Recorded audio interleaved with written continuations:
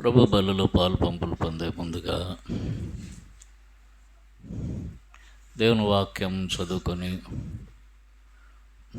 మనల్ని మనం వాక్య వెలుగులో సరి చేసుకొని యోగ్యమైన రీతిలో బలలో పాలు పంపులు పొందుతాం.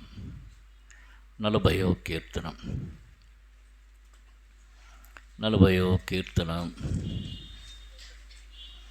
5వ వచనం నుండి 8వ వచనం వరకు మార్చి చదువుకుందాం. 40వ కీర్తన సామ్ 40 5 నుంచి 8. యెహోవా నా దేవా, నీవు మా ఎడల జరిగించిన ఆశ్చర్యక్రియలను, మా ఎడల నీకున్న తలంపులను బహు విస్తారములు, వాటిని మార్చి చదువుకుందాం. వాటిని వివరించి చెప్పేదని అనుకుంటున్నా, అవి లెక్కకు మించి ఉన్నవి, నీకు సాటి అయిన వాడొకడును లేడు. 6 చదువు.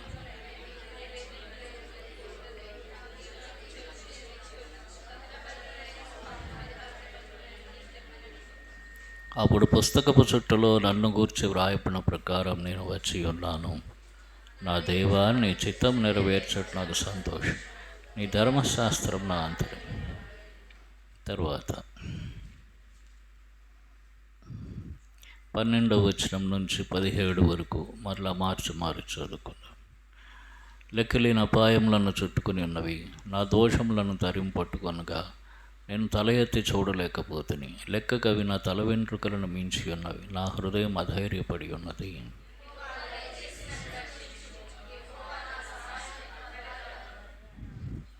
నా ప్రాణం తీటుగా యత్నించువారు సిగ్గుపడి బొత్తిగా భ్రమసి ఉందరుగాక. నాకు కీడు చేయగోరువారు వెనుకకు మళ్లింపబడి సిగ్గునొందుదురుగాక.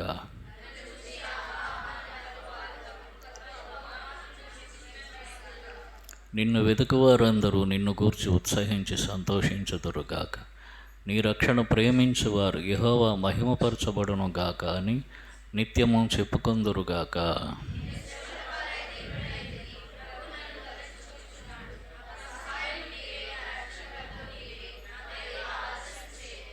ప్రేమ కలిగిన తండ్రి, మీ పరిశుద్ధ నామానికి స్తోత్రాలు. చదువుకున్న భాగమ్మ గమనములు బోధించమని మీ దాసుని కొలుతున్న ఆత్మతో నింపి మరొకసారి వాడుకొని మహిమపోతూ స్థూలర్పిస్తూ ఘనత మహిమ ప్రభావాలను మీకు ఆరోపిస్తూ యోగ్యమైన రీతిలో బలలో చేయముంచినట్లు మాకు సహాయం చేయము. యేసు ప్రభు వారి నామంలో వేడుకుంటున్నాము తండ్రి. ఇక్కడ ఇదే అనుభవాలతో దావీదు ఇంకా కంటిన్యూ చేస్తున్నాడు, కొనసాగిస్తున్నాడు. అయితే నువ్వు నన్ను విడిపించావు, నీ బండ మీద నిలిపావు, నా అడుగులు స్థిరపరిచావు, నా నోట స్తోత్ర రూపముకు కృతగీత పొంచావు, అనేకులు దాన్ని చూసి భయభక్తులు కలిగేటట్లు చేసావు అంటున్నాడు. 4వ వచనంలో అంటాడు, గర్విష్ఠులైనను త్రోవ విడిచి అబద్ధం తట్టు తిరిగి వారిని లక్ష్య పెట్టక యెహోవాను నమ్ముకుని వాడు ధన్యుడు. కాబట్టి మనుషులను లక్ష్య పెట్టక అంటే మనుషులను తృణీకరించాలని కాదు, తిరస్కరించాలని కాదు. కానీ గర్విష్ఠులు ఉంటారు, వారు దేవుణ్ణి కూడా లెక్క చేయరు. త్రోవ విడిచి అబద్ధములు తట్టు తిరిగేవారు ఉంటారు, అంటే అన్యాయంగా ప్రవర్తించేవారు ఉంటారు. వారిని లక్ష్య పెట్టక మనం చూసినప్పుడు వారు ఎంతో చిగురించినట్టుగా ఉంటారు, పూత పూసినట్టుగా ఉంటారు, ఫలిస్తున్నట్టుగా ఉంటారు, వారి జీవితాలు బాగుంటాయి. అయితే వారిని లక్ష్య పెట్టొద్దన్నారు. ఎందుకంటే వారు ఎక్కడైతే చిగురిస్తారో అక్కడే వాడిపోతారు. కనుక వారిని లక్ష్య పెట్టొద్దు. గర్విష్ఠుల త్రోవ విడిచి అబద్ధములతో తిరిగి వారు లక్ష్య పెట్టక యెహోవాను నమ్ముకుని వాడు ధన్యుడు. ఇది ఒక అనుభవం. కాబట్టి దావీదు యెహోవాను నమ్ముకున్నాడు అన్ని పరిస్థితుల్లో. మనం కూడా యెహోవాను నమ్ముకోవాలి, దేవుని నమ్ముకోవాలి, యేసు ప్రభువుని నమ్ముకోవాలి. నమ్ముకోవడం అంటే నమ్మి మారు మనసు పొందాం. అయితే అన్ని విషయాల్లో కూడా ప్రభువును నమ్మాలి, అన్ని విషయాల్లో నమ్మాలి. ఆయనకు అసాధ్యమైనది లేదు అని నమ్మాలి.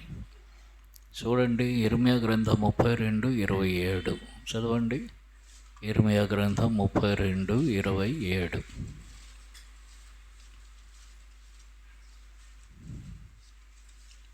అదేనా? ఆ, ఆ.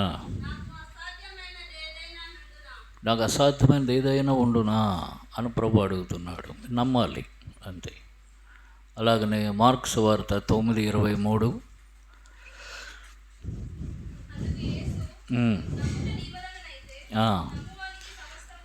నమ్ముట నీ వలనైతే నమ్మువానికి సమస్తము సాధ్యమే. మనం నమ్మటం చేతనైతే అక్కడ కండిషన్ పెట్టాడు. ఎవరు నమ్ముతున్నామో ఆయనకైతే సమస్తము సాధ్యం. అయితే నమ్మవారికి సమస్తము సాధ్యం. చనిపోయిన లాజర్ను బతికించాడు దేవుడు, ఆయనకు సమస్తము సాధ్యం. నమ్ముట నీ వలనైతే నమ్మాలి. కాబట్టి ఆయన నమ్ముకున్నవాడు ధన్యుడు. యెహోవాను నమ్ముకోవాలి. ఇది మన జీవితంలో మన అనుభవమై ఉండాలి. నమ్మకంలో ఎక్కడ అపనమ్మకం ఉండకూడదు. ఏమాత్రం సందేహించకుండా ఆయనను నమ్మాలి. తర్వాత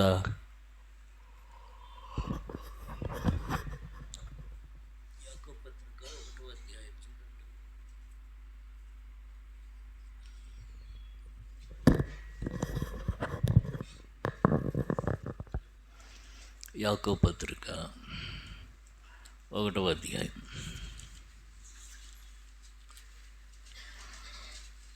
6, 7, 8 వచనాలు కలిసి చదువుకుంటాం.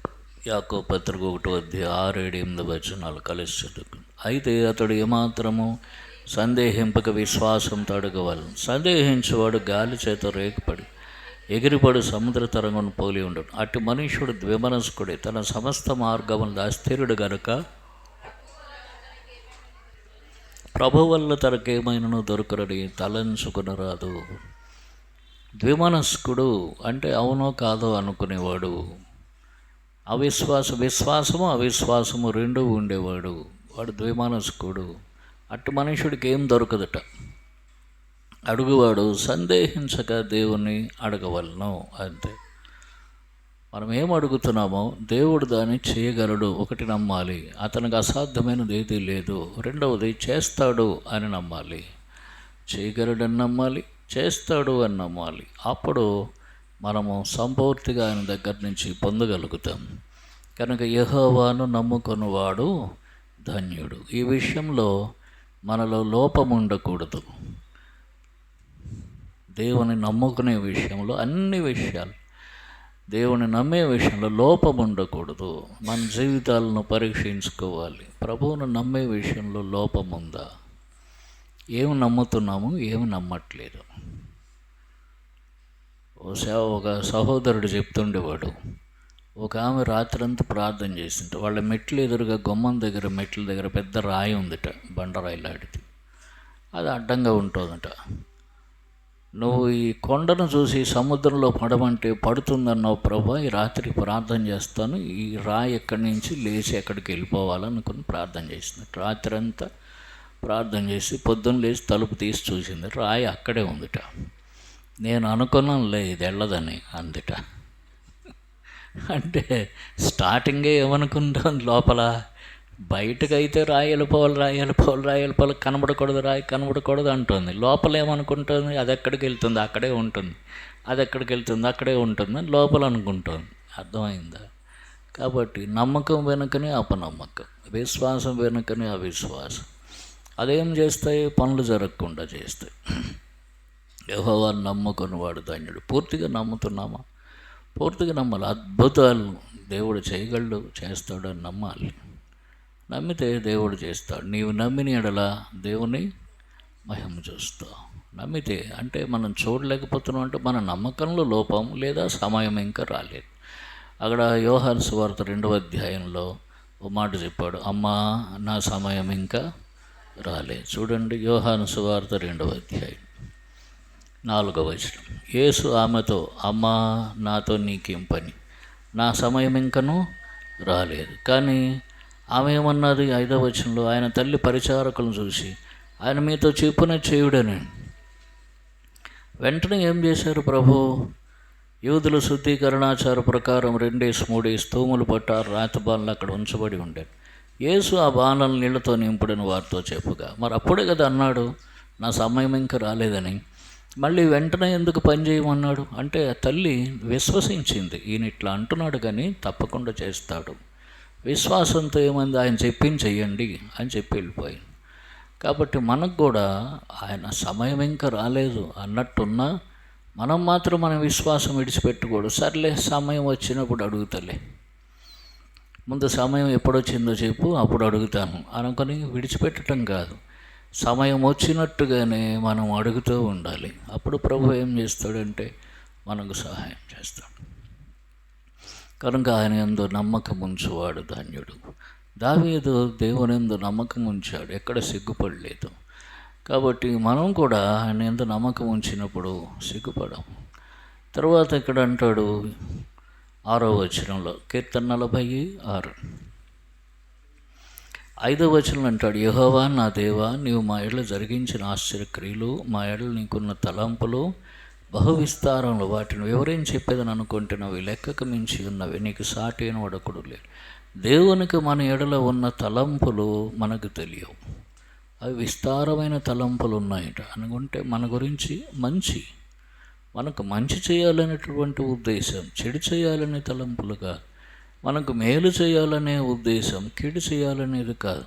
మనకు ఆశీర్వాదం కలుగజేసేవి చేయాలనే ఉద్దేశం, శాపం గురించి కాదు. కాబట్టి ఇటువంటి తలంపులు దేవునికి మన విషయంలో అనేకం ఉన్నాయి. వీటిని అవి మనకు తెలియవుట, అవి మనకు తెలియవు, మనం లెక్కించలేము. కనుక మనము నమ్మాలి. కాబట్టి ఏమంటాడు, కాబట్టి మనం కనిపెట్టాలి, అందుకని అంటాడు చూడండి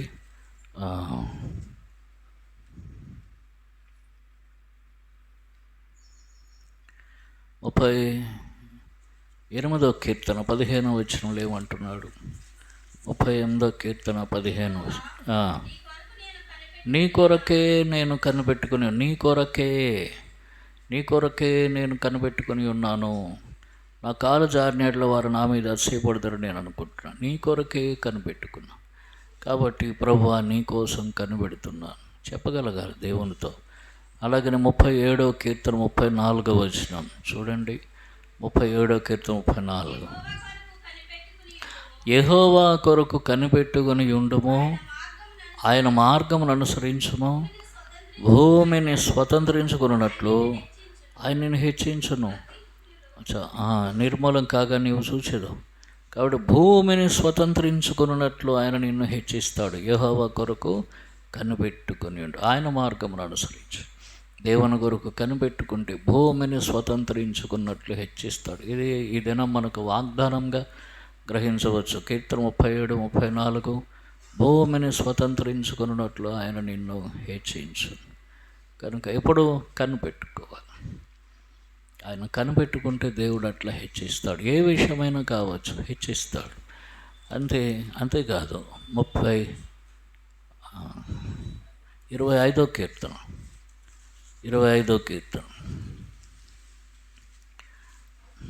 3వ వచనం, 25వ కీర్తన 3వ వచనం, నీ కొరకు కనిపెట్టు వారిలో ఎవడునూ సిగ్గునొందడు. చూడండి, ఎవడునూ సిగ్గునొందడు.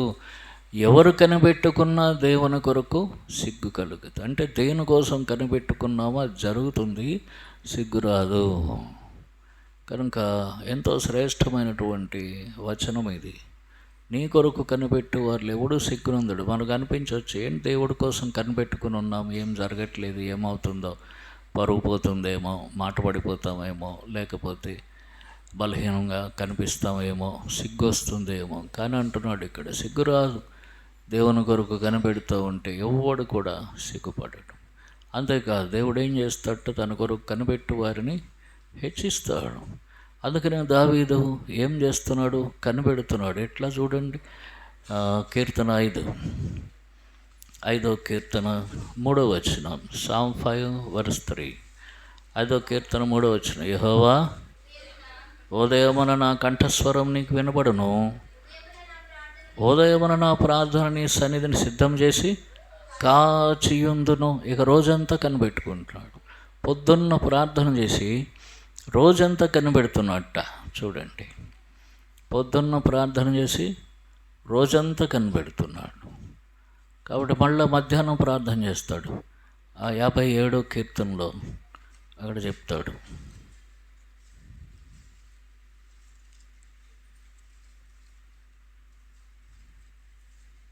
55వ కీర్తన 17వ వచనం, 55:17 సాయంకాలమున ఉదయమున మధ్యాహ్నమున ధ్యానించుచు మొరపెట్టుకుందును, ఆయన నా ప్రార్థన ఆలకించు. ఉదయం ప్రార్థన చేశాడు, మధ్యాహ్నం వరకు కనిపెట్టాడు. మళ్ళా మధ్యాహ్నం ప్రార్థన చేశాడు, సాయంత్రం వరకు కనిపెట్టాడు. మళ్ళా సాయంత్రం ప్రార్థన చేశాడు, మరునాటి ఉదయం వరకు కనిపెట్టాడు. మళ్ళా ఉదయం ప్రార్థన చేశాడు, మళ్ళా మధ్యాహ్నం వరకు కనిపెట్టాడు. మళ్ళా మధ్యాహ్నం ప్రార్థన చేశాడు, మళ్ళా సాయంత్రం వరకు కనిపెట్టాడు. మళ్ళా సాయంత్రం ప్రార్థన చేశాడు. అట్లా కనిపెడుతూనే ఉన్నాడు. ఎంతవరకు? దేవుడు సహాయం చేసేంతవరకు. ఇవన్నీ చేసిన తర్వాత చెప్తున్నాడు, నీటి కొరకు కనిపెట్టే వారిలో ఎవడు సిగ్గునందడు. కాబట్టి యెహోవాను నమ్ముకోవాలి, యెహోవా కొరకు కనిపెట్టుకోవాలి. తొందరపడితే ప్రయోజనం లేదు. కానీ ఆయన సమయానికల్లా సహాయం చేసేవాడు. ఆ కానాను పెళ్లి విందులో పెళ్ళంతా అయిపోయి అందరు ఇంటికి వెళ్ళిపోయిన తర్వాత ఇప్పుడు ద్రాక్షరసం కావాలా అని అనలేరు. చాలాసార్లు చూడండి, క్యాటరింగ్కి ఆర్డర్ ఇచ్చిన తర్వాత అంతా అయిపోయిన తర్వాత వస్తాడు క్యాటరింగ్ వాడు, ఐస్ క్రీమ్లు ఏవయ్యి అంటే వస్తున్నాయి సార్ అంటాడు. ఈ లోపల భోజనాలన్నీ అయిపోతాయి. అందరూ అయిపోతారు, చేతులు కడుక్కుని తుడుచుకొని వెళ్ళిపోతూ ఉంటే అప్పుడు ఐస్ క్రీమ్లు అంటాడు. సగం మంది వెళ్ళిపోతారు. వంటల వాళ్ళు కూడా అంతే. కొన్నిసార్లు వంటలకు ఇచ్చేయమనుకుంటాడు, వంట చేస్తాడు. వంట చేస్తే ఏం చేస్తాడు, ఏదో ఒక ఐటెం బాకీ పెడతాడు. భోజనాలు అయిపోయిన తర్వాత కొన్నిసార్లు వంటలు అవుతుంటాయి. ఇట్లా ఉండదు దేవుని సంగతి. ఏమైంది? పెళ్లి విందు, ఆ ద్రాక్షరసం అయిపోయింది, నా సమయం ఇంకా రాలేదని అంటే ఆ సమయం ఆగి ఉంటుందా? ఆయన సమయం రాలేదు, సరే. పెళ్లి సమయం, విందు సమయం ఆగిపోతుందా? ఆగదు, అది పూర్తయిపోతుంది. వాళ్ళు తిడతారు, మరి నీ దగ్గర ద్రాక్షరసం లేనోడే మమ్మల్ని ఎందుకు పిలిచావు, ఎంతమందిని, బుద్ధి లేనోడా, సిగ్గు లేనోడా అని తిడతారు. కాబట్టి ఏం చేశాడు? సమయానికే పని చేశాడు. మళ్ళా సమయానికే పని చేశాడు. నాకు సమయం ఇంకా రాలేదంటున్నాడు, కానీ సమయానికే పని చేస్తాడు. ప్రభువు ఎప్పుడు ఆలస్యం చేయడు, సమయానికే పని చేస్తాడు. మనము ఎదురు చూడలేక ఊరగానే తలనొప్పి, గుండె నొప్పి, నరాల నొప్పి, ఆ నొప్పి, ఈ నొప్పి, ఆ సమయం లోపలే మనకు అన్నీ వచ్చేస్తాయి. మనకి సమయం దగ్గర పడుతున్న కొద్దీ మనకు టెన్షన్ పెరిగిపోతూ ఉంటుంది. 10 గంటలు టైం ఉందనుకోండి ఒక పని జరగటానికి, కొద్దిగా ప్రార్థన చేస్తే 9 గంటలు, 8 గంటలు కౌంట్ డౌన్ అయిపోద్ది. 7 గంటలు, 6 గంటలు టెన్షన్ స్టార్ట్ అయిపోతుంది. తలనొప్పి వస్తుంది, కాళ్ళ పీకలు వస్తాయి, ఆ వస్తాయి, ఇవి వస్తాయి, ఆఖరికి గుండె నొప్పి వస్తుంది. ఇంకా గంట ఉన్నదనంటే ఏమొస్తుంది? గుండె నొప్పి. బీపీ పెరిగిపోతుంది, షుగర్ పెరిగిపోయి, టెన్షన్కి షుగర్ కూడా పెరిగిపోతుంది, బీపీ పెరిగిపోతుంది, షుగర్ పెరిగిపోతుంది, అన్నీ పెరిగిపోతుంది. కానీ ఖచ్చితంగా ఆ టైంకి మాత్రము దేవుడు ఏం చేస్తాడు? పని చేస్తాడు. ఆ సమయానికల్లా పని చేస్తాడు. కనుక సమయానికల్లా పనిచేసే దేవుడు మన దేవుడు. కనిపెట్టుకుని ఉండము, కనిపెట్టుకోవాలి. నమ్మకం ఉంచము, నమ్మకం ఉంచాలి. తొందరపాటు కూడదు. మన జీవితాలు పరీక్ష చేసుకోవాలి. అలా చేయకపోవటం వల్లనే మనకు అశాంతి, అసమాధానం మనం పొందుతూ ఉన్నాం. అంతేకాదు, ఇంకో సంగతి చెప్తాడు. ఇక్కడ ఉన్నాడు 40వ కీర్తనలో ఏమంటున్నాడు? 5వ వచనం, యెహోవా నా దేవా, నీవు మా ఎడల జరిగించిన ఆశ్చర్యక్రియలు, మా ఎడల నీకు తలంపులు భావిస్తారు, వాటిని లెక్కకు వివరించి చెప్పేదని అనుకుంటున్నావు, లెక్కకు మించినావు, నీకు సాటిన వాడొకడు లేదు. 6వ వచనం, బలులైనను నైవేద్యములైన నీవు కోరుట్లేదు, మేము నాకు చెవులు నిర్మించి ఉన్నావు, దహన బలులైనను పాప పరిహారార్థ బలులైన నీవు తెమ్మలేదు. అప్పుడు పుస్తకపు చుట్టలో నన్ను గురించి వ్రాయబడిన ప్రకారం నేను వచ్చి ఉన్నాను. నా దేవా, నా దేవా, 6వ వచనంలో అంటాడు, బలులైన నైవేద్యం నీవు కోరుట్లేదు, నీవు నాకు చెవులు నిర్మించి ఉన్నావు.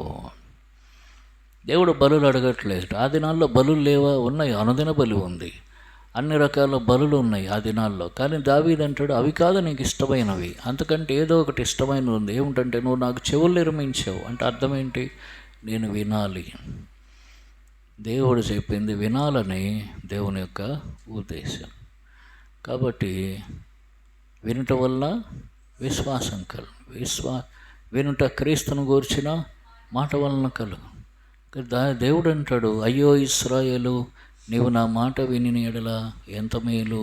81వ కీర్తన చూడండి, Psalm 81, 81వ కీర్తన 8వ వచనం కలిసి చదువుకుందాం. 81:8 కలిసి చదువుకుందాం. నా ప్రజలారా ఆలకింపుడి, నేను మీకు సంగతి తెలియజేయను. అయ్యో ఇశ్రాయేలు, నీవు నా మాట విని ఎడల ఎంత మేలు. తరువాత 13వ వచనం, తర్వాత 11వ వచనం చూడండి, 11, 12, 13.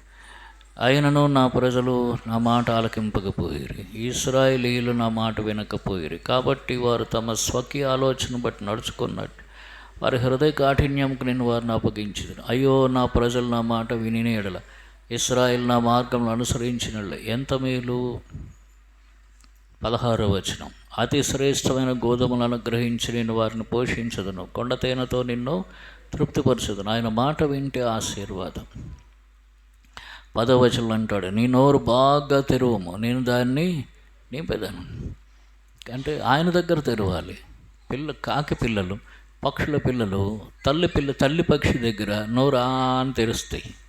దాన్ని గుర్తు చేసుకుని అంటున్నాడు, నీ నోరు బాగా తెరువము, నేను నింపేదనంటే తల్లి పక్షి పిల్ల పక్షికి ఎట్లాగా మేపుతుందో దానికి ఎక్కడ ఏరుకోదేంలే అని నిలబడుతుంది. దాని దగ్గర నిలబడితే వెంటనే తల్లి పక్షి తీసుకొచ్చి దాని నోట్లో వేస్తూ ఉంటుంది, అది తినేస్తుంది. బాగా తెరుస్తుంది నోరు పక్షి పిల్ల, కొద్దిగా తెరవదు, బాగా తెరుస్తుంది. అంటే అట్లాగనే ఉండాలి దేవుడి దగ్గర. మనం దేవుని దగ్గర పూర్తిగా ఆయన మీద ఆధారపడిన అనుభవం మనకు అవసరం, తొందర లేకుండా. కాబట్టి బాగా తెరువు. దేంతో పోషిస్తట? 16వ వచనం, అతి శ్రేష్టమైన గోధుమలను అనుగ్రహించి నేను వారిని పోషించదును, కొండ తేనెతో నిన్ను తృప్తిపరచదును. కొండ మీద తేనె అది ఎక్కడ దొరుకుతుంది? దానితో ఆయన తృప్తిపరుస్తాట. అంటే శ్రేష్టమైనవి, ఉన్నతమైన వాటితో తృప్తిపరుస్తాడు. కనిపెట్టుకోవాలి. ఆయన మాట వింటే ఇవన్నీ దొరుకుతాయి. ఇశ్రాయేలు, నీవు నా మాట వినిన ఎడల ఎంత మేలు. ఆయన మాట వింటే ఇవన్నీ దొరుకుతాయి. ఆయన మాట ఎక్కడుంది? దేవుని వాక్యంలో ఉంది. ప్రతిదినము దేవుని వాక్యం చదవాలి, దేవుని వాక్యానుసారంగా బతకటానికి తీర్మానం తీసుకోవాలి. కొన్నిసార్లు దేవుడు వాక్యంతో మాట్లాడతాడు, కొన్నిసార్లు ఏం మాట్లాడు, మౌనంగా ఉంటాడు. ఆయన మౌనంగా ఉంటే మనం మౌనంగా ఉండాలి అంతే. ఆయన మాట్లాడేంతవరకు కనిపెట్టాలి. కనిపెట్టుకొని ఆయన మాట్లాడినప్పుడు మళ్ళా దాని ప్రకారం జీవించాలి. అది మేలు, ఎంత మేలు, అది మేలు. అయితే ఇశ్రాయేల్ ప్రజలు ఏం చేశారట? వారు తమ స్వకీయ ఆలోచన బట్టి నడుచుకున్నారు. అలాగనే దేవుడు వారిని విడిచిపెట్టాడు. మనం కొన్ని దినాలు దేవుడు మాట వినకుండా ఉంటే, ఏదో ఒక విషయంలో 2 విషయాల్లో దేవుని మాట మనం వినకుండా ఉంటే, అప్పుడు ఏం చేస్తాడంటే మన ఆలోచనలు బట్టి బతికేటట్లు మనల్ని విడిచిపెట్టేస్తాడు, కలుగు చేసుకోడు. అప్పుడు ఏమనిపిస్తుంది? అబ్బా అంత కరెక్ట్గానే ఉంది, మనం చేస్తుంది అనిపిస్తే ఎక్కడో తప్పిపోతాం, అప్పుడు నష్టం వస్తుంది. కనుక ఆయన మాట ప్రతి దినము ఆయన మాట వినటం అలవాటు చేసుకోవాలి. ఆయన మాట మీద ఆధారపడటం నేర్చుకోవాలి. ఆయన మాట్లాడితేనే ముందుకు సాగాలి. ఆయన మాట్లాడకపోయినప్పుడు ముందుకు సాగకూడదు. క్లియరెన్స్ దేవుని దగ్గర నుంచి పూర్తిగా వచ్చేంతవరకు కనిపెట్టాలి. తొందర ఉండకూడదు. పిల్లలు తల్లిదండ్రులను తొందర చేయకూడదు. ఏ విషయంలోనూ కనిపెట్టాలి దేవుని దగ్గర. లేదా తల్లిదండ్రులు కనిపెట్టేటంత వరకు వేచి ఉండాలి. కొంతమంది పిల్లలు ఏం చేస్తారంటే తల్లిదండ్రులని తొందర చేస్తారు. వారు ప్రార్థన చేసుకోరు, తల్లిదండ్రులు ప్రార్థన చేయనివ్వరు. తొందర చేస్తారు. ఏదో బిర్యానీ ఆర్డర్ పెట్టినట్టు, లేకపోతే పఫ్ కేక్ ఆర్డర్ పెట్టినట్టు. అది ఆర్డర్ పెడతావా? ఎందుకంటే ఇప్పుడు ఆకలి వేస్తుంది. ఆర్డర్ పెడతావా? అలాగనే కేజీ బంగారం కొంటావా అంటే దానికి ఒకటేనా? కనుక తొందర చేయకూడదు. తల్లిదండ్రుల్ని ఏం చేయాలో కనిపెట్టనివ్వాలా, ప్రార్థన చేయనివ్వాలా. తల్లిదండ్రుల్ని తొందర పెడితే నష్టమే వస్తుంది. ఒకవేళ తల్లిదండ్రుల దగ్గర డబ్బు ఉండొచ్చు, ఆ సమయానికి మీ బాధపడలేక చేసేస్తారు. కానీ అది మీకు నష్టం తీసుకురావచ్చు, ఎందుకంటే దేవుని చిత్తం కాకపోవచ్చు. దేవుని చిత్తం కాకపోతే నష్టం అవుతుంది. కాబట్టి తొందరపడేది చేయొద్దు. వీడు చూడండి, పొద్దున్న లేస్తే మనకు అన్ని మెసేజ్లు వచ్చేస్తుంటాయి. మెసేజ్లు కాకపోతే కాల్స్ వస్తుంటాయి. ఏంటి, నీకు 5 లక్షలు అప్పు ఇస్తాను, తీసుకుంటావా? 5 లక్షలు అప్పు, నువ్వేం పెట్టద్దు, అసలు ఏ షూరిటీలు అక్కర్లేదు, ఏ గ్యారంటర్ అక్కర్లేదు, ఏం అక్కర్లేదు. నువ్వు ఇట్లా కాగితం పెడితే కాగితం కూడా పెట్టక్కర్లేదు. ఇక్కడ ఎస్ అని కొట్టు, నీకు అప్పు ఇచ్చేస్తా, ఎస్ అని కొట్టు, అప్పు ఇచ్చేస్తా.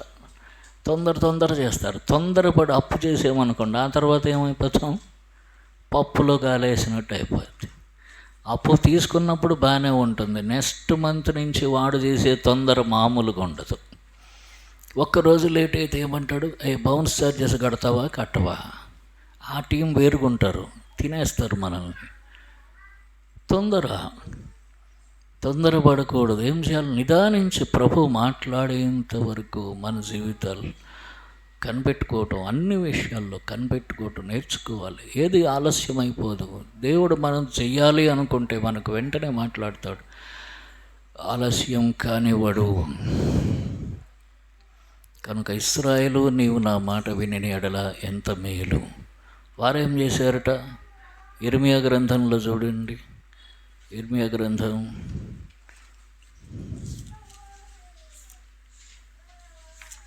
22వ అధ్యాయం.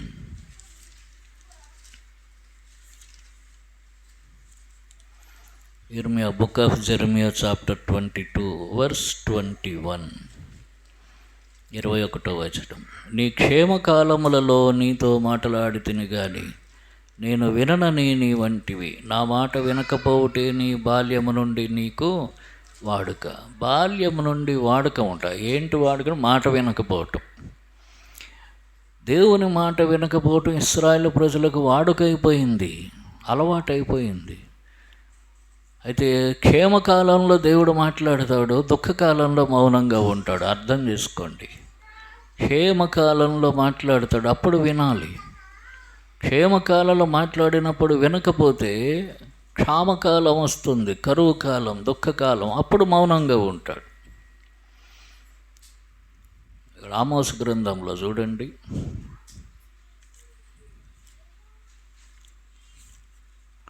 ఆమోస్ గ్రంథం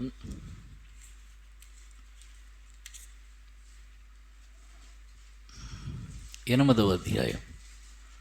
ఆమోస్ గ్రంథం 8వ అధ్యాయం 11, 12 వచనాలు కలిసి చదువుకుందాం. ఆమోస్ గ్రంథం 8వ అధ్యాయం 11, 12.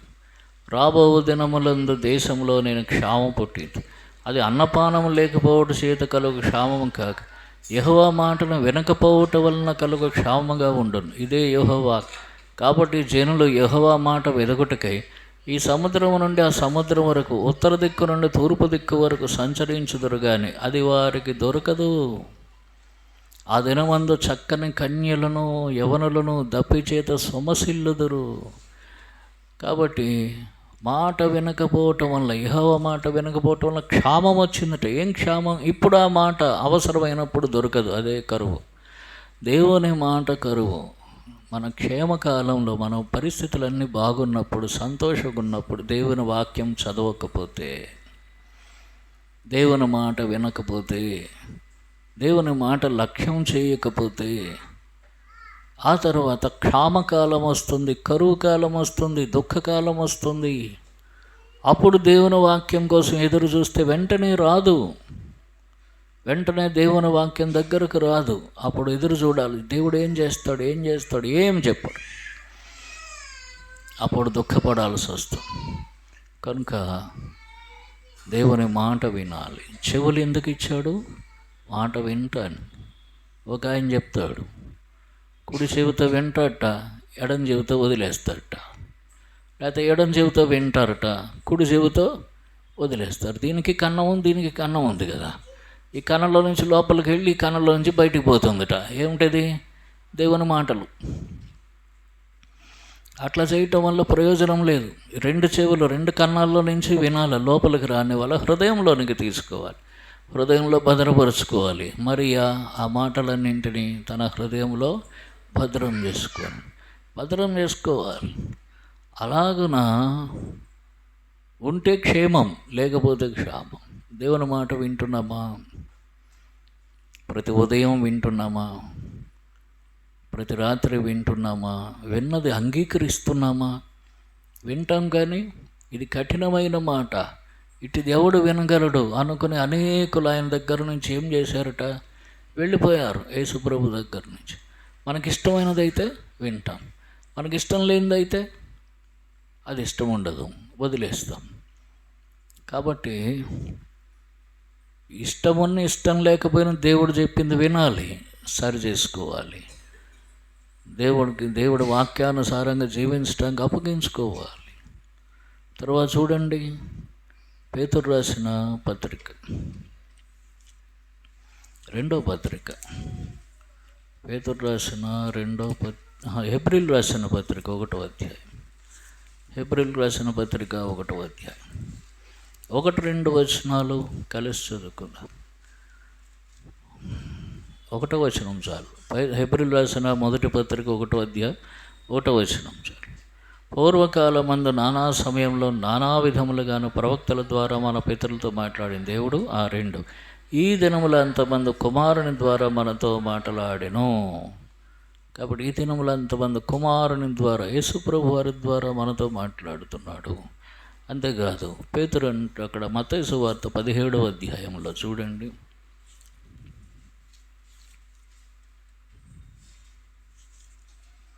మత్తయి సువార్త 17వ అధ్యాయం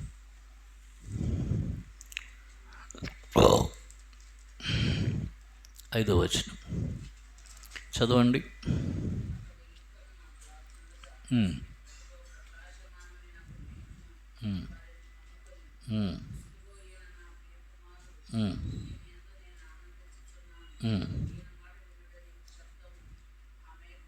ఈయన మాట వినుడని ఒక శబ్దం ఆ మేఘంలో నుండి పుట్టాను. ఎవరితో చెప్తున్నాడు? పేతురు, యాకోబు, యోహాను. ఎందుకు పేతురు ఏమన్నాడు? అక్కడ యేసుప్రభు వారిని, మోషేను, ఏలియాను చూడగానే మోషే ఏలియాలను ఎట్లా గుర్తుపెట్టాడో మరి. ఈయన ఏమైనా మోషేని చూశాడా, ఏలియాని చూశాడా? ఇద్దరిని చూడలేదు. మరి అక్కడ మాత్రం ఆయన మోషే, ఏలియాని గుర్తుపెట్టాడు. ఎట్లా గుర్తుపెట్టాడో, అక్కడ ఏం జరిగిందో తెలియదు. నీకొకటి, మోషేకొకటి, ఏలియాకొకటి, ముగ్గురికి 3 పర్ణశాలలు కట్టేస్తానంటున్నాడు ఆ కొండ మీద. ఈయనేమో జాలారోడు. పర్ణశాలలు కట్టడం ఎప్పుడు నేర్చుకున్నాడు? అది తెలియదు. అక్కడ పర్ణశాలలు కట్టేసి ఇక్కడే ఉండండి అంటున్నాడు. అంటే దేవుడేమన్నాడు? పైనుంచి ప్రకాశమానమైన ఒక మేఘం వారిని కమ్ముకొను. ఇదిగో ఈయన నా ప్రియకుమారుడు, ఈయన యందు నేను ఆనందించున్నాను, ఈయన మాట వినుడని ఒక శబ్దం మేఘంలో నుండి పుట్టాడు. అంటే దేవుడే మేఘంలో నుండి వచ్చాడు. ఈయన మాట వినుడి. సొంత ఆలోచనలొద్దు, సొంత కట్టడాలొద్దు. ఈయన మాట వినుడి. నిదానంగా ప్రభు దగ్గరకు రావాలి. తర్వాత చూడండి, వారు భయపడిపోయారట దెబ్బకి, మిక్కిలి బోర్లా పడ్డారు, భయపడ్డారు. యేసుప్రభు వారు వచ్చి వారిని లేపాడు. 8వ వచనం, వారు కనులెత్తి చూడగా యేసు తప్ప మరెవరునో వారికి కనబడలేదు. మోషేని చూడొద్దు, ఏలియాని చూడొద్దు. కాబట్టి మోషే ఏం చేశాడు? అక్కడ ప్రత్యక్ష గుడారం కట్టాడు కదా, అందుకని పేతురు బహుశా పర్ణశాల కడతానన్నాడేమో. అందుకని ఎవరిని చూడొద్దు, ఎవరు మాదిరి వద్దు, యేసుప్రభు వైపు చూడు, ఆయన మాట విను, ఆయన వైపు చూడు, ఆయన చెప్పింది చెయ్యి. అక్కడ యోహాను సువార్త 2వ అధ్యాయంలో యేసుప్రభు వారి తల్లి అయిన మరియ ఏమైంది చూడండి. యోహాను సువార్త 2వ అధ్యాయం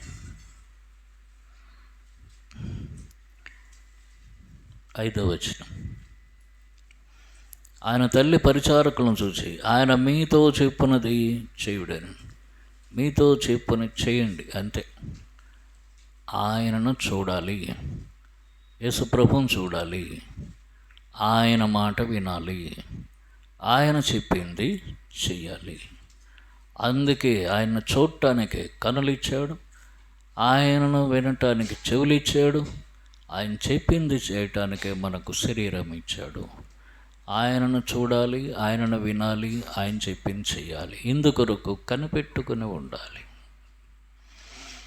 దావీదు తన జీవితంలో చేసినంతకాలం సంతోషంగా ఆశీర్వాదంగా ఉన్నాడు. తప్పిపోయినప్పుడల్లా తాను నష్టపోతూ వచ్చాడు. అక్కడ చూడండి 40వ కీర్తనలో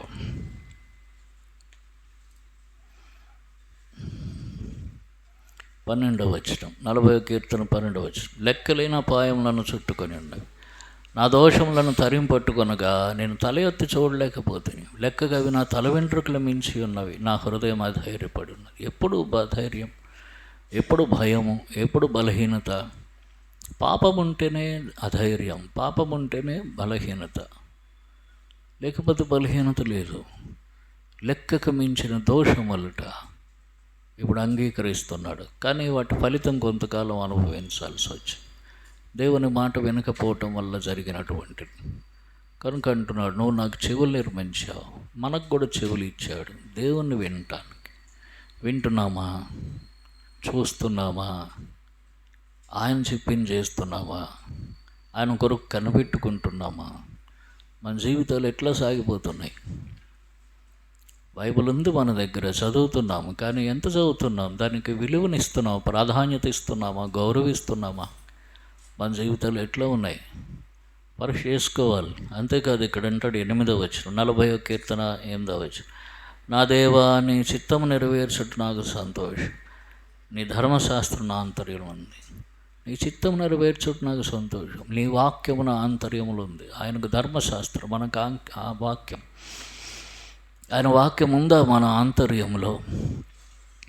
ఆయన చిత్తం నెరవేర్చుటే సంతోషంగా ఉన్నామా? ఆయన చిత్తం నెరవేర్చాలంటే ఆయన చిత్తం కనుక్కోవాలి. ఆయన చిత్తం కనుక్కోవాలి. ఆయన చిత్తం కనుక్కున్న తర్వాత దాని ప్రకారం ప్రవర్తించాలి. దాన్ని కనుక్కోకుండా ప్రవర్తించలేము. అప్పుడే మనకు సంతోషం. ఇది మనకున్న ఆధిక్యత, బాధ్యత కూడా. ఆయన చిత్తం నెరవేర్చుట, అప్పుడే సంతోషం. అప్పుడు గ్యారంటీగా ఎన్ని పరిస్థితులు ఉన్న సంతోషం విడిచిపెట్టదు, సంపూర్ణ సంతోషం ఉంటుంది. కాబట్టి ఆయన చిత్తం అసలు కనుక్కుంటున్నామా, తెలుసుకుంటున్నామా? అన్ని తొందరలే మన జీవితాల్లో, ప్రతిదీ తొందరలో ఇష్టానుసారంగా సొంత నిర్ణయాలు తీసుకోవటం, ఆయన కోసం కనిపెట్టుకోలేకపోవటం, ఏదో కొంపలు మునిగిపోయి అనుకుంటాం మనం. ఏదో నష్టం వచ్చేస్తోంది, ఈ పని ఇప్పుడు చెయ్యకపోతే గొప్ప నష్టం మనకి అనుకుంటాం. అనుకుని నిజంగా నష్టం తెచ్చుకుంటాం. అప్పుడు దేవుని తొందర చేస్తాం. కనుక ఆయన చిత్తం తెలుసుకోలేకపోవటం పెద్ద నష్టం, పెద్ద లోపం మన జీవితాల్లో. ఈ దినాల్లో మనం ఎట్లున్నాం పరీక్ష చేసుకుందాం. ఆయన దగ్గరకు రావాలి, ఆయనను మాత్రమే చూడాలి. వారు కనులెత్తి చూడగా యేసు తప్ప మరెవరునూ ఆయనకు కనబడలేదు. ఆయనను చూడాలి. ఆయనను చూస్తే ధైర్యం. మన కొరకు సిలువేయబడిన యేసుక్రీస్తు ప్రభువారు, మరణించి సమాధిని గెలిచి తిరిగి లేచిన ప్రభు, ఆయన లోకమును జయించాడు, సాతాను జయించాడు, మరణమును జయించాడు, పాపమును జయించాడు. జయశాలిగా ఉన్నటువంటి యేసు ప్రభువారు, ఆయనను చూసినప్పుడు మనకు ధైర్యం.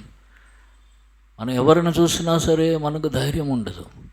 మోషేను చూసినా, ఏలియాను చూసినా, మనుషులను చూసినా, ఎవరిని చూసినా ఏదో ఒక లోపం కనిపిస్తుంది, మనకు ధైర్యం ఉండదు. యేసు ప్రభువారు జయ జీవితం కలిగిన వాడు, మనకు ధైర్యం.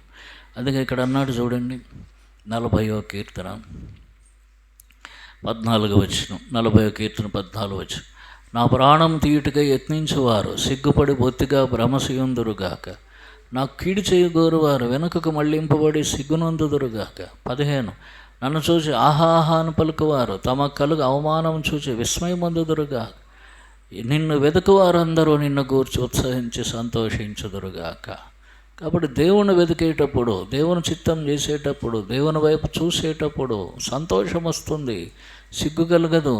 ఆహాహా అని పలికేవారంటే అవమానపరిచేవారు ఉంటారు, కీడు చేయాలనుకునేటటువంటి వారు ఉంటారు, ప్రాణం తీయాలనుకునేవారు ఉంటారు, అంటే నష్టం చేయాలనుకునేవారు ఉంటారు. వారికే సిగ్గు కలుగుతుంది అంటున్నాడు. ఆహాహాను పలికేటటువంటి వారు ఏమవుతారట? వారే అవమానం పొందుతారు. యేసు ప్రభు ప్రజలకు అవమానం తెరచాలనుకునేవారు వారు అవమానం పొందుతారు. యేసుప్రభు ప్రజలను సిగ్గుపరచాలనుకున్న వారు సిగ్గు పొందుతారు, నష్టం చేయాలనుకునేవారు వారు నష్టం పొందుతారు. అయితే ఎప్పుడు?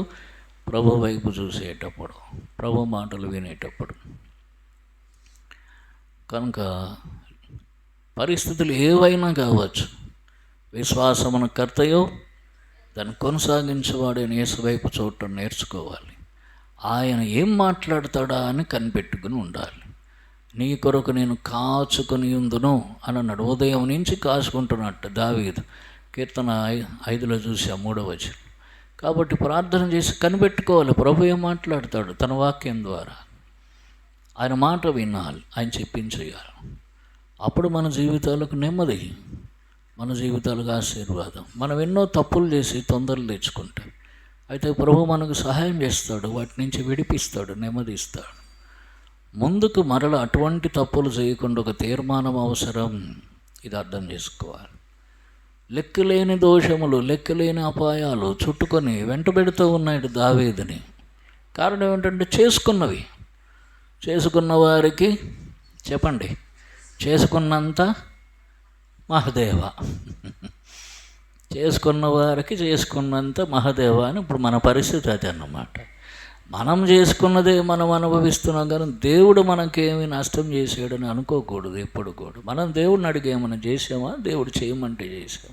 ఎక్కడో తప్పులు చేసాం, ఏవో పొరపాట్లు చేశాం. బుద్ధి చెప్పటానికి కూడా దేవుడు కొన్ని అనుమతిస్తాడు మన జీవితాల్లో.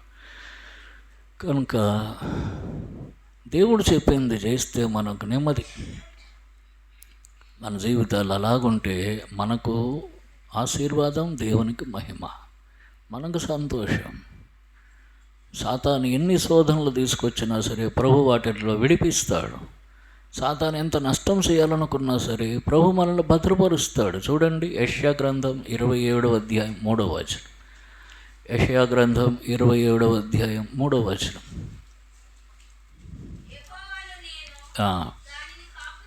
దానిని కాపు చేయుచున్నాను, ప్రతి నిమిషమున నేను దానికి నీరు కట్టుచున్నాను, ఎవడును దాని మీదకి రాకుండానట్లు దివారాత్రం దాన్ని కాపాడుతున్నాను. కాబట్టి ఆయన ఏం చేస్తాడట? కాపు చేస్తాడు, నీరు కడతాడు, కాపాడుతాడు, దివారాత్రం కాపాడుతాడు మనల్ని. ఎవడు దాని మీదకి రాకుండానట్లు, మన మీదకి ఎవడు రాడు. వస్తున్నారు మీద పడిపోతారు అనిపిస్తుంది, కానీ వాళ్ళు నటించటే దేవుడే తరివేస్తాడు. కాబట్టి అంత అద్భుతమైన కార్యం దేవుడు చేస్తాడు. ఆయన బాహువుల మధ్య మనల్ని సురక్షితంగా ఉంచుతాడు. కనుక మనం నమ్మాలి, నమ్మి ఆయన వైపు చూడాలి, ఆయన మీద ఆధారపడాలి. దేవుడు చెవులు ఇచ్చాడు, ఆయన బలులు కోరట్లేదు, నైవేద్యాలు కోరట్లేదు. మనల్ని ఏదో తీసుకొచ్చి ఇచ్చేయమని కోరట్లేదు. దేవుడు నీకు చెవులు ఇచ్చాను, నా మాట విను. నీకు కనులు ఇచ్చాను, నా వైపు చూడు. నీకు చేతులు కాళ్ళు ఇచ్చాను, నేను చెప్పించి చెయ్యి. అంతే. చూడు, విను, చెయ్యి. అప్పుడు నీకు ఆశీర్వాదం, అప్పుడు నీ జీవితం అంతా నెమ్మది. అప్పుడు నువ్వు ఎక్కడికి వెళ్ళినా నేను నీకు తోడుగా ఉంటా. యాకోబుతో అదే చెప్పాడు, నువ్వు ఎక్కడికి వెళ్ళినా తోడుగా ఉంటా. ఎక్కడికి వెళ్ళినా దేవుడు, యోసేపు ఎక్కడో ఉన్నాడు, ఎక్కడున్నా యోసేపుకు దేవుడు తోడుగా ఉన్నాడు. యెహోషువతో చెప్పాడు, నిన్ను విడువను, ఎడబాయను, నువ్వు ఎక్కడికి వెళ్ళినా నీతో కూడా ఉంటాను. ఏం చేయాలి? ఈ ధర్మశాస్త్రబంధు వ్రాయబడిన మాటలన్నింటినీ వాళ్ళకి వినిపింపచేయాలి, నువ్వు ఆచరించాలి, వాళ్ళకి వినిపించాలి. నిన్ను విడువను, ఎడబాయను. కాబట్టి దేవుని మాటలను విని లోబడి దాని ప్రకారం ప్రవర్తించే వారిని దేవుడు విడిచిపెట్టాడు. ఇదిగో యుగ సమాప్తి వరకు సదాకాలము నేను మీతో కూడా ఉన్నాను. అక్కడ ఉంటాడు మనతోటి. వాగ్దానం చేసిన వాడు నమ్మదగిన వాడు, అని మాట మార్చేటటువంటి వాడు కాదు. కనుక మనతో ఉంటాడు, మనకు సహాయం చేస్తాడు. కనుక ఇది మనం పరీక్ష చేసుకుందాం. ఎక్కడ తప్పిపోతున్నాం? ఎన్ని సంగతుల్లో తప్పిపోతున్నాం? సొంత ఆలోచనలు, సొంత తీర్మానాలు, సొంత తొందరలు, చాలాసార్లు అబద్ధాలు ఆడుతాం. అబద్ధాలు గోడ అవతల ఒక మాట, గోడ యువతల ఒక మాట. మన పరిస్థితులు అట్లుంటాయి. గోడ అవతల ఒక మాట, గోడ యువతల ఒక మాట. పేతురుతో దేవుడు అడిగాడు. ఆ పేతురు దగ్గరకు మత్తయి సువార్త 17వ అధ్యాయం చివరిలో అక్కడ చూడండి. మత్తయి సువార్త 17వ అధ్యాయం చివరిలో అక్కడ ఏముంటుందంటే, పన్ను వసూలు చేసేవారు అక్కడికి వచ్చారు. వచ్చి చూడండి 24 వచనం. కపెర్నహూమునకు వచ్చినప్పుడు అరశికలను పన్ను వసూలు చేయవారు పేతురు వద్దకు వచ్చి, మీ బోధకుడి అరశికలు చెల్లింపడా అని అడుగ్గా ఏమన్నాడు?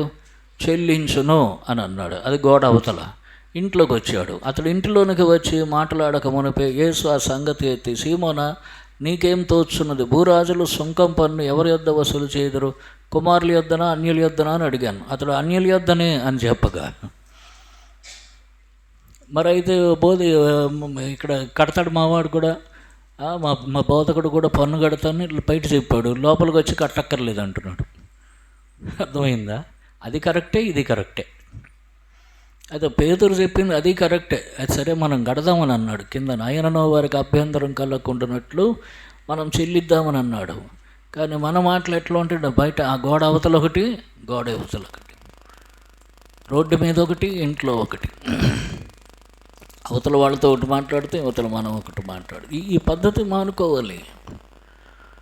నీ మాట అవునంటే అవును, కాదంటే కాదు, అంతే. ప్రాణం పోయినా సరే ఎక్కడ అవునన్నావు అదే అవును, ప్రతి చోట అదే చెప్పారు. కాదన్నావు అదే కాదు, ప్రతి చోట అదే చెప్పు. తప్పైతే సరి చేసుకో, అంతే. కనుక మన జీవితాల్లో ఇందాక చూసాం, ద్విమనస్కుడు తనకేమీ దొరుకునని అనుకోనకూడదు. 2 మనస్సులు, 2 నాలుకలు, వాళ్ళకేం దొరుకుతుందని అనుకోకూడదు. దేవుని దగ్గరకు వచ్చేవాడు ఒక్క మనస్సు కలిగి ఉండాలి, ఒక్క నాలుక, ఒకటే మాట కలిగి ఉండాలి. అప్పుడు ఏం చేస్తాడు? ధారాళంగా అనుగ్రహిస్తాడు. ఆయన చూడాలి, ఆయన మాట వినాలి, ఆయన చెప్పినట్టు చేయాలి, యథార్థంగా ఉండాలి, ఆయన కొరకు కనిపెట్టుకుని ఉండాలి, ప్రార్థన చేయాలి, కనిపెట్టుకుని ఉండాలి. ప్రభు అప్పుడు ఇందాక మనం చదివాం, భూమిని స్వతంత్రించుకున్నట్లుగా నిన్ను హెచ్చించును, నీ కొరకు కనిపెట్టే వారిలో ఎవరినో సిగ్గునందడు. ప్రార్థన చేసుకుందాం, పరీక్ష చేసుకుందాం. మన అపరాధాలు, దోషాలు, తప్పిదాలు ప్రభు దగ్గర ఒప్పుకొని విడిచిపెట్టి యోగ్యమైన రీతిలో ప్రభు వలలో పాలు పంపులు పొందుతాం. మోకరిల్లండి, ప్రార్థించుకుందాం.